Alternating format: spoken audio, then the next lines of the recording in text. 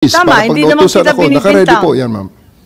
Meron kang interview, sinabi nga na January 2025, nagkumpuni ka na ng secret 80-page plan na ang tawag Operation Pursuit ng New York Times. Ang pagkaintindi natin, Oplan Tugis. Tama ba yun? Wala po akong sinabing ganyan, ma'am. Kung sino man ang source niyan, I'm not very sure about it. Lumabas sa lahat ng media, sa GMA, pati New York Times sinabi. Pwede po nating makita, ma'am, kung Hindi if ko possible. alam. Yan lang ang nabasa ko, katulad ng marami. Operation Pursuit, tapos translate Oplan Tugis. Okay, may pangalan ho ba ako na naging source, ma'am, kung pwede ko makita? Kasi until this point, gusto ko rin po, ma'am, maraming salamat sa pag-clarify nito. Gusto ko sana makita, ma'am, yung ang pangalan ko sinabi, talaga. ang PNP, ang nagplano na ng isang Oplan Tugis. I'm just one of the... Napakahaba. Ayun lang, ma'am. I'm just one of the 220... Unfortunately, I'm just one of the 220,000 policemen of the PNP right now.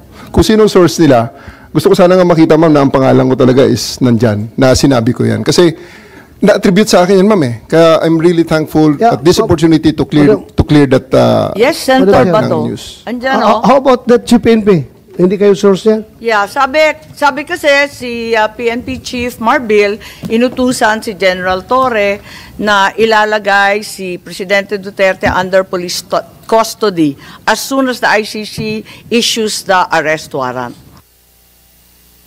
Wala po kaming ganyan at hindi ko po nakita yung Oplan Tugis na sinasabi nyo ngayon. So, ibig sabihin yung New York Times, lahat ng local media, sinungaling.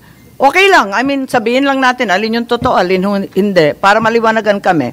Madam Chair, mas naniniwala ako sa kanila pag sinabi nila yan kaysa dyan sa mga lumalabas na balita. Kapag sinabi nila na hindi silang source, naniniwala ako. Okay, paniwalaan natin. Tama naman, dapat paniwalaan ng kapulisan.